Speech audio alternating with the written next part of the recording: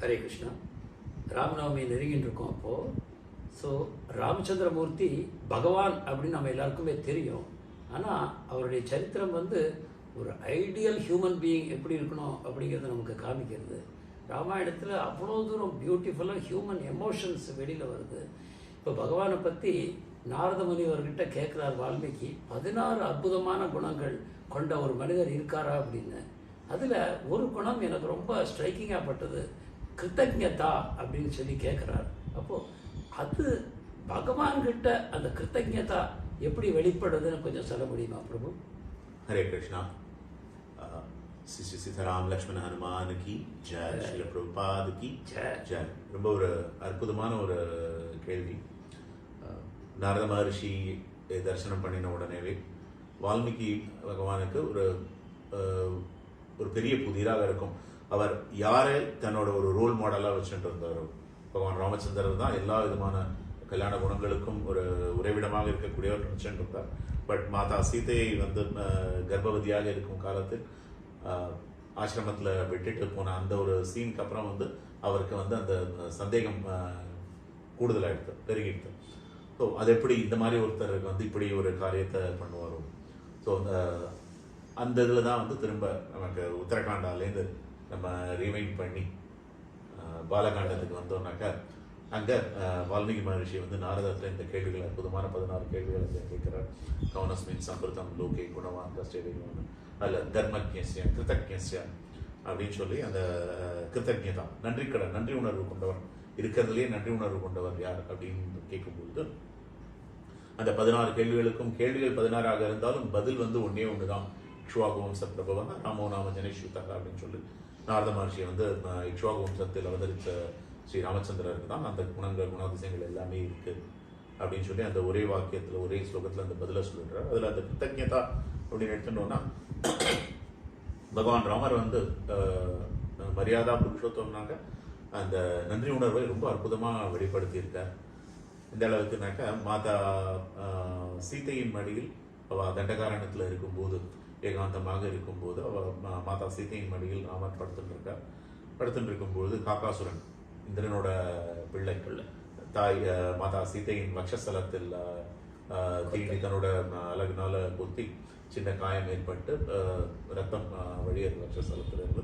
அதில் சுந்தரி சுகுமாரி சீதையினால அந்த வலியை தாங்கிக்க முடியல, இப்போ லேசா அசையிறது. ராமருக்கு அந்த சிரமம் வரக்கூடாது அப்படின்னு ரொம்ப கவனமாக நடந்துக்கிறார். பஸ்ஸில் அது ராமருக்கு தெரிகிறது, ஏதோ ஒரு டிஸ்டர்பன்ஸ், ஏதோ ஒரு சிரமம் மாதா சீதைக்கு இருக்கு அப்படின்னு பார்க்கும்போது வக்ஷஸ்தலத்துலேருந்து லேசா அந்த ரத்தம் கசியறத பார்க்குறார். மேலே மரத்தில் காக்கா உட்காண்டிருக்கு. காக்கையோட அழகுல ரத்தத்தோட துளிகள் தெரியுது.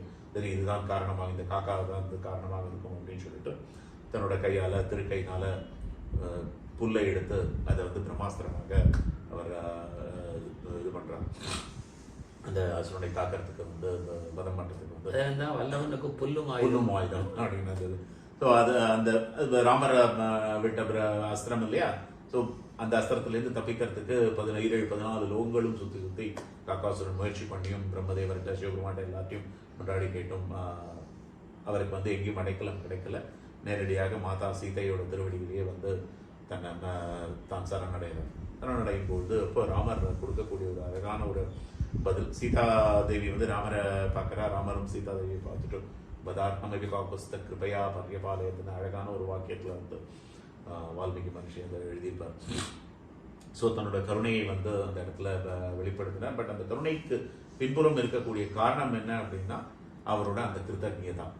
அண்ட் ஏன் அந்த இடத்துல ராமரை ராகவன், ரகுநந்தனன், தாசரதி அப்படிங்கிற மாதிரி வாக்கியங்கள்லாம் பிரயோகம் பண்ணாம காக்குஸ்தன் அப்படின்னு பதார்த்தமாவே காக்குஸ்தன் கிருபையா பர்யபாலயத்தை அப்படின்னு சொல்லிட்டு வால்மீகி மகர்ஷி எழுதினார் அப்படின்னாக்கா, ஆச்சாரியார் ரொம்ப அற்புதமான விளக்கங்களை கொடுத்துருக்காங்க.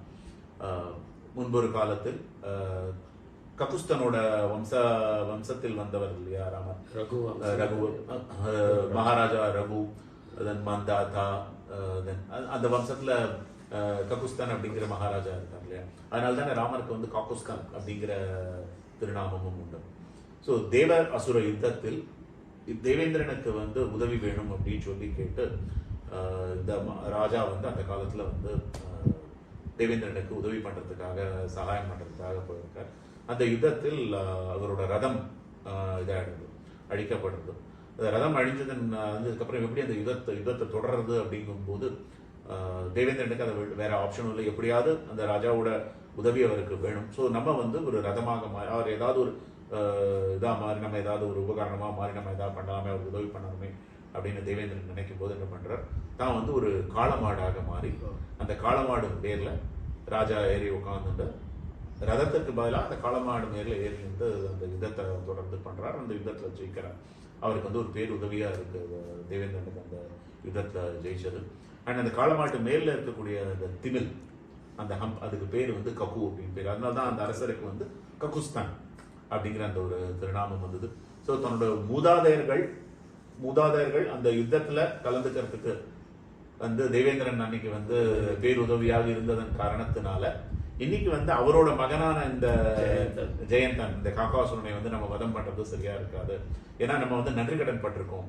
அண்ட் அந்த நன்றி உணர்வு அப்படிங்கிறது ஏதோ ஒரு சில வருடங்களுக்கோ ஒரு மாசங்களுக்கு முன்னாடி பண்ணின ஒரு நல்ல காரியத்துக்கு அவர் தன்னுடைய நன்றி உணர்வை செலுத்தல. பல யுகங்களுக்கு முன்னாடி, பல வருஷங்கள், பல ஆயிரக்கணக்கான வருஷங்களுக்கு முன்னாடி சந்ததியில முன்னோர்கள் இருந்தவர் வந்து அந்த மகாராஜா ககுஸ்தான். அவருக்கு ஒரு உபகாரம் கிடைச்சிருக்கு தேவேந்திரன் பண்ணிருக்கார். ஆமா, அதனால பிள்ளைய அபராதம் பண்றாரு. இருந்தாலும் பரவாயில்ல, நம்ம வந்து நன்றி உணர்வு மறக்க கூடாது. ஏன்னா நம்மளோட ரகுவம்சத்திற்கு அவர் வந்து தேவேந்திரன் வந்து நல்ல காரியம் பண்ணியிருக்கார். ஸோ நமக்கு வந்து அந்த நன்றி உணர்வு இருக்கணும் அப்படிங்கிறது வந்து இந்த வாக்கியத்தின் மூலமாக, இந்த செயலின் மூலமாக கிருத்தஜ்ஞதாவை வந்து ராமர் வந்து வெளிப்படுத்துறார். ராமச்சந்திர ரண வீரா ராமச்சந்திர